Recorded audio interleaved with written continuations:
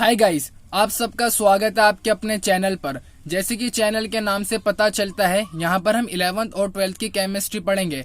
Pandemic condition के चलते हुए 11th और 12th का सिलेबस 30% रिड्यूस कर दिया गया है। तो यहाँ पर आपको केमिस्ट्री 2021 के लिए पढ़ाई जाएगी और केमिस्ट्री पढ़ाने के साथ साथ यहाँ पर आपके केमिस्ट्री के डाउट्स भी क्लियर करे जाएंगे।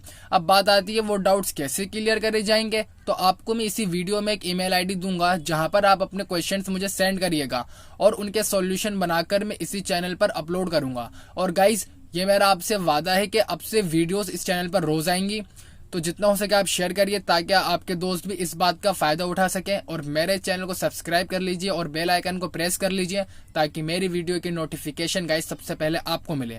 तो गाइज, हम स्टार्ट करते हैं क्लास 11 का chapter first, that is some basic concept of chemistry. इसके अंदर आज हम पढ़ेंगे mole concept and molar masses. Guys, हमें समझना होगा कि हम मोल किसे कहते हैं, मोल का कंसेप्ट कहां से इंट्रोड्यूस हो, पहले हमें वो समझना होगा। We use the idea of mole to count entities at the microscopic level, that is atoms, molecules, particles, electrons, ions etcetera. Guys, जैसे जो हम नेक्ड आई से देख सकते हैं उनको हम आसानी से काउंट कर सकते हैं, बट जिनको हम नेक्ड आई से नहीं देख सकते, जैसे कि माइक्रोस्कोपिक लेवल पर जो पार्टिकल्स होते हैं, जो एंटिटीज होती हैं, उनको हम नेक्ड आई से नहीं देख सकते, तो हम उनको काउंट भी नहीं कर सकते। तो जो माइक्रोस्कोपिक लेवल पर एंटिटीज होती है उनको काउंट करने के लिए मोल का कंसेप्ट इंट्रोड्यूस हुआ है और हम मोल को MOL से भी रिप्रेजेंट कर सकते हैं। अब गाइज, हमें यह समझना होगा कि 1 मोल क्या होता है। 1 mole is the amount of a substance that contains as many particles or entities as there are atoms in exactly 12 gram of the 12C isotope.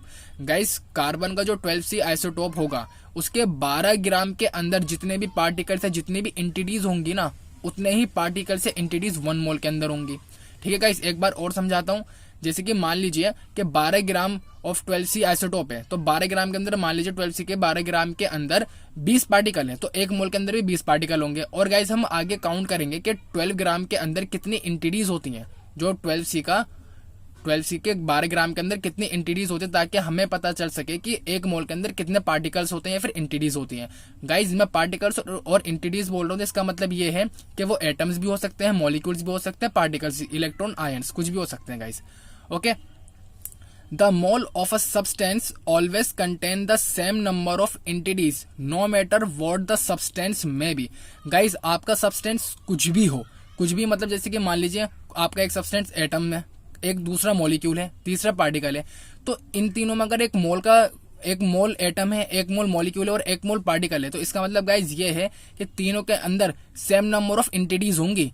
इसका मतलब सब्सटेंस आपका कुछ भी हो, अगर वो 1 मोल है तो एंटिटी सेम होंगी। अगर मान लीजिए कि 1 मोल ऑफ एटम के अंदर मान लीजिए 20 है, तो इस 1 मोल ऑफ मॉलिक्यूल के अंदर भी 20 होंगे और 1 मोल ऑफ पार्टिकल के अंदर भी 20 होंगे। तो इसका मतलब यह है कि सब्सटेंस कुछ भी हो, पर हमारा जो मोल है वो सब्सटेंस के लिए सेम ही रहेगा, सेम एंटिटीज रहेगा। अब हम काउंट करते हैं कि 1 मोल के अंदर कितने पार्टिकल्स होते हैं, तो उसके लिए हमें देखना होगा गाइज, जैसे मैंने यहाँ पर पढ़ा था कि 12C आइसोटोप के 12 ग्राम के अंदर कितने एटम्स होते हैं या कितने पार्टिकल्स होते हैं, हमें वो काउंट करने होंगे। तो हम पहले वो काउंट करते हैं guys. The mass of a carbon 12 atom was determined by a mass spectrometer and found to be equal to 1.992648 into 10⁻⁻23 gram. Guys, सबसे पहले हमें देखना होगा कि कार्बन 12 का कितना मास है, तो कार्बन 12 का हमने पहले मास कैलकुलेट करा। अब गाइस, यहाँ पर आप कंफ्यूज मत होइए कि 12 ग्राम और कार्बन 12 का मास, मैं आपको समझाता हूँ। यहाँ पर गाइस जो 12C है उसका 12 ग्राम लेना है, बट 12C गाइस वहां पर बहुत सारे होंगे, तो एक 12C का मतलब एक कार्बन का कितना मास है हमें वो फाइंड करना होगा। तो यहाँ पर हमने एक कार्बन का मास फाइंड करा स्पेक्ट्रोमीटर के हेल्प से, जो कि आता है 1.992648 into 10⁻⁻23 gram. Noting that 1 mole of carbon weighs 12 gram, the number of atoms in it is equal to. Guys, अब हमें देखना होगा कि नंबर ऑफ एटम्स कितने होते हैं। गाइज, हमने टोटल कितने ग्राम लिया था, 12 ग्राम। टोटल कितने थे गाइज, 12 ग्राम के हमने 12C आइसोटोप लिया था, कार्बन लिया था 12C लिया था 12 ग्राम, और एक 12C का मास कितना था गाइज, 1.992648 इंटू 10⁻⁻23। जो हमने 12 ग्राम टोटल लिया था और एक कार्बन का मास इतना था, आप उसको डिवाइड कर दोगे तो पता चल जाएगा कि 12 ग्राम के अंदर कितने नंबर ऑफ एटम्स हैं। या फिर पार्टिकल्स हैं, जो कि आता है गाइस 6.0221367 इंटू 10⁻23 एटम्स पर मोल। अब गाइस समझते हैं आगे आप एक चीज देखिए, इन 1 मोल is so important that it is given a separate name and symbol. It is known as Avogadro constant denoted by Na. Guys, 1 मोल को एक सेपरेट नेम दिया गया और एक सिंबल दिया गया। 1 मोल को हम एवोगैड्रो कांस्टेंट भी बोल सकते हैं और इसको Na से रिप्रेजेंट करेंगे। इसका मतलब गाइज, अगर कोई आपसे कहे कि 1 मोल के अंदर कितने पार्टिकल होते हैं तो आप बोलेंगे 6.0221367 इंटू 10⁻23। इसको आप गाइज शॉर्ट भी कर सकते हैं, 6.022 भी कर सकते हैं और 6.023 भी कर सकते हैं। ओके गाइज, आप आगे का छोड़ सकते हैं। तो आपको पता चल गया होगा कि 1 मोल के अंदर कितने पार्टिकल्स होते हैं। तो 1 मोल के अंदर 6.022 इंटू 10⁻23 पार्टिकल्स होते हैं। और आगे देखते हैं गाइस, जैसे कि आपको मैंने बताया कि 1 मोल के अंदर 6.023 इंटू 10⁻23 वो पार्टिकल्स भी हो सकते हैं, एटम्स भी हो सकते हैं, आयन्स भी हो सकते हैं, मॉलिक्यूल्स भी। जैसे कि गाइस मैंने आपसे पहले कहा था कि हमारा सब्सटेंस कुछ भी हो, अगर हमारा उसके आगे मोल लिखा हुआ है तो क्वांटिटी सेम होगी। जैसे कि गाइस 1 मोल ऑफ एटम, इसका मतलब क्या है 6.023 into 10⁻23 atoms. 1 mole of water molecules, इसका मतलब क्या है गाइस 6.023 इंटू 10⁻23 वाटर मॉलिक्यूल्स। यहाँ पर एटम है, यहाँ पर वाटर मॉलिक्यूल है, बट दोनों 1 मोल है। तो इसका मतलब क्या है 1 मोल ऑफ एटम किसके बराबर है 6.023 into 10⁻23। Okay guys, I hope आपको समझ में आया हो कि अगर सब्सटेंस हमारे चेंज हो रहा है बट वहां पर अगर मोल है तो क्वांटिटी सेम होगी, चाहे वो कुछ भी हो सब्सटेंस। ओके गाइस, अब हम देखते हैं कि हमें मोल कैसे फाइंड करने होते हैं। तो how to find number of moles. तो गाइस पहला तरीका होता है फ्रॉम नंबर ऑफ पार्टिकल्स। अगर हमें नंबर ऑफ पार्टिकल्स गिवन है तो उसकी हेल्प से हम नंबर ऑफ मोल फाइंड कर सकते हैं। तो उसका फॉर्मूला क्या होता है guys, number of mole find करने का तरीका होता है जब हमें नंबर ऑफ पार्टिकल्स दे रखे हो तो number of mole is equals to given number of particles. Particles guys हमारे कुछ भी हो सकता है, एटम हो, मॉलिक्यूल हो, आयन हो, कुछ भी हो। Given number of particles upon N है। अभी हमने एन को पीछे क्या कहा था एवोगैड्रो कांस्टेंट, और इसको हम 1 मोल को एन से रिप्रेजेंट करते हैं। 1 mole is equals to N होता है। ओके गाइस, अब एक क्वेश्चन करते हैं। A piece of Cu contains 6.023 into 10⁻24 atoms. How many moles of Cu atom does it contain? Guys यहाँ पर हमें नंबर ऑफ एटम दे दिया गया और हमें मोल पूछा गया। तो अभी हमने फॉर्मूला पढ़ा है नंबर ऑफ मोल फाइंड करने का जब हमें एटम दे रखा हो। तो नंबर ऑफ यहाँ पर हमें ऊपर क्या लिखना होगा गिवन नंबर ऑफ पार्टिकल्स, वो कितने गाइस 6.023 इंटू 10⁻24, वो हमने लिख दिया। नीचे था एवोगैड्रो कांस्टेंट जिसको हम Na बोलते हैं और 1 मोल को हम Na से रिप्रेजेंट करते हैं। और 1 मोल के अंदर कितने पार्टिकल्स होते हैं, 1 मोल की वैल्यू क्या होती है गाइस, वो होती है 1 मोल की वैल्यू होती है 6.023 इंटू 10⁻23। आप इसको कैलकुलेट करेंगे तो आपका आएगा 10 मोल। ओके गाइस, अब दूसरा फॉर्मूला मोल फाइंड करने का गाइस, गिवन मास। ऊपर क्या था नंबर ऑफ पार्टिकल्स, यहाँ पर था नंबर ऑफ पार्टिकल्स और दूसरा क्या है गिवन मास। तो number of mole is equals to given mass upon molecular mass. Given mass जो है गाइस वो ग्राम में होना चाहिए, मोलिकुलर मास भी हमारे ग्राम में होगा। ठीक है गाइस, तो इसके क्वेश्चन देखते हैं। What will be the mass of 5 moles of SO2। Guys SO2 के हमें 5 मोल दे दिए गए, तो इन्होंने ये पूछा कि मास कितना होगा, मास क्या होगा, हमें मास फाइंड करना होगा गाइस। तो सिंपल सा फंडा है, SO2 का मोलिकुलर मास तो हमें पता है, मोलिकुलर मास तो गाइस हमें पता है SO2 का 64 होता है।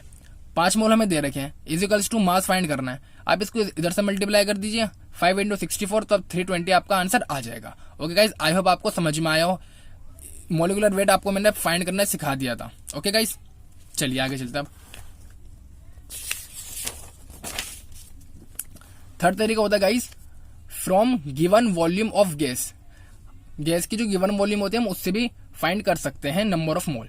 इस STP का मतलब क्या है, standard temperature and pressure. STP का मतलब होता है guys standard temperature and pressure. इसका मतलब क्या है, जो हमारा टेम्परेचर है वो 273 केल्विन होना चाहिए या फिर 0 डिग्री सेल्सियस। अगर डिग्री सेल्सियस में बात हो रही है तो 0 डिग्री सेल्सियस हो, और अगर केल्विन में बात हो रही है तो 273 केल्विन हो, और जो प्रेशर होना चाहिए वो 1 atm होना चाहिए। ये गाइस ओल्ड कंडीशन थी, ये ओल्ड कंडीशन थी। अब है न्यू कंडीशन। न्यू कंडीशन में क्या है, जो हमारा टेम्परेचर है वो तो 273 केल्विन होना चाहिए, बट प्रेशर जो है वो 1 बार हो।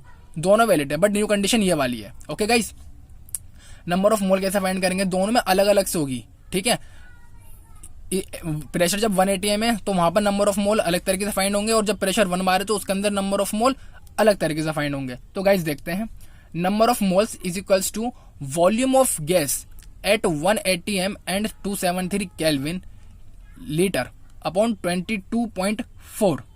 गाइस इसका मतलब क्या है, आप यहाँ पर देखिए कि यहाँ पर जो हमारा प्रेशर है वो 180 एम है, प्रेशर जो है 180 एम है, और टेम्परेचर क्या है 273 केल्विन। इसका मतलब क्या है, स्टैंडर्ड टेम्परेचर प्रेशर वाली कंडीशन है, और ये लीटर में है, वॉल्यूम जो हमारे वो लीटर में है, तो उसको हम डिवाइड कर देंगे 22.4। इसका क्वेश्चन भी करेंगे, आपको ये समझ में आएगा कैसे इंप्लीमेंट करना है इन फॉर्मूलेस को। सेकंड फॉर्मूला है number of moles is equals to volume of gas at 1 bar and 273 kelvin, ये भी लीटर में होना चाहिए, डिवाइडेड बाय 22.7। अगर गाइज हमारा प्रेशर 80 एम में है तो हम डिवाइड करेंगे 22.4 से, और अगर हमारे प्रेशर बार में है तो हम डिवाइड करेंगे 22.7 से। ओके गाइज, अब एक क्वेश्चन देखते हैं। A sample of helium gas occupies 5.6 liters at 180 m and 273 Kelvin. How many mole of helium present? Guys यहाँ पर सबसे पहले आप देखिए कि यहाँ पर जो हमारा टेम्परेचर है वो 273 केल्विन है, मतलब ये स्टैंडर्ड टेम्परेचर और प्रेशर के अंदर जो टेम्परेचर की कंडीशन थी वो सेटिस्फाई हो रही है। अब आप देखिए प्रेशर 180 एम है, तो ये ओल्ड कंडीशन है न्यू, आप देखेंगे ओल्ड कंडीशन है, ओल्ड कंडीशन है, तो इसका मतलब यहाँ पर हम किससे डिवाइड करेंगे 22.4 से, तो 22.4 से कर दिया। और यहाँ पर जो गिवन वॉल्यूम आएगी जो कि लीटर में देनी चाहिए, ये लीटर में दे रखी है, अगर ये मिली लीटर में होती तो इसको हम लीटर में चेंज करते हैं 1000 से डिवाइड करके। ओके गाइज, आप इसको डिवाइड करने का आपका आंसर आएगा 0.25। ओके, और अब चलते हैं मोलर मास की तरफ। मोलर मास क्या होता है guys? The mass of 1 mole of a substance in grams is called its molar mass. Guys जो 1 मोल का मास होता है किसी पर सब्सटेंस है, उसका जो 1 मोल का मास होगा उसको हम ग्राम्स में रिप्रेजेंट करेंगे तो उसको बोलते हैं मोलर मास। एक बार और बताता हूँ गाइज, कोई भी हमारा मोल है, किसी भी सब्सटेंस का कोई भी हमारा मोल है, उस मास को हम ग्राम में रिप्रेजेंट करेंगे तो उसको बोलते हैं मोलर मास। अब ये एक बहुत इंपॉर्टेंट पॉइंट है गाइज, इसको आप समझिएगा। The molar mass in grams is numerically equal to atomic molecular formula mass in u. Guys इसका मतलब ये है कि आपका जो मॉलिक्यूलर मास हो, फॉर्मूला मास हो या एटॉमिक मास हो, वो यूनिफाइड मास में आ रहा था, और यहाँ पर जो हमारा मोलर मास है वो ग्राम में आ रहा है, बट जो उनकी न्यूमेरिकल वैल्यू होगी ना वो सेम होगी। जैसे कि यहाँ पर आप देखिए 18.02 ग्राम है, यहाँ पर हमने क्या निकाला है मोलर मास। अगर यहाँ पर हम एटॉमिक मास से मॉलिक्यूलर मास निकालेंगे तो वो हो जाएगा, यहाँ पर अगर मान लीजिए मॉलिक्यूलर मास निकाल रहे हैं तो वो हो जाएगा 18.02 यू। इसका मतलब ये है, यहाँ पर ये लिखा हुआ है कि जो न्यूमेरिकल वैल्यू है ना वो इक्वल रहेगी, बस यूनिट चेंज होगी। यहाँ पे ग्राम है, मोलर मास के केस में ग्राम है, तो इन तीनों केस के अंदर यूनिफाइड मास हो जाएगी, बट न्यूमेरिकल वैल्यू जो है वो सेम रहेगी। अब गाइस मोलर मास कैसे फाइंड करेंगे? मोलर मास ऑफ वाटर 18.02 ग्राम, क्योंकि उसको हम ग्राम से रिप्रेजेंट करते हैं, और सोडियम क्लोराइड NaCl होता है, आप उसको करेंगे तो molar mass of sodium chloride 58.5 gram. Okay guys, और जैसे कि मैंने आपसे कहा था कि मैं आपको ईमेल आईडी दूंगा जहां पर आप अपने क्वेश्चंस मुझे सेंड करिएगा और उनके सॉल्यूशन बनाकर मैं इसी चैनल पर अपलोड करूंगा। तो गाइस वो ईमेल आईडी है khanclasses7@gmail.com। कोई भी गैप नहीं है गाइस।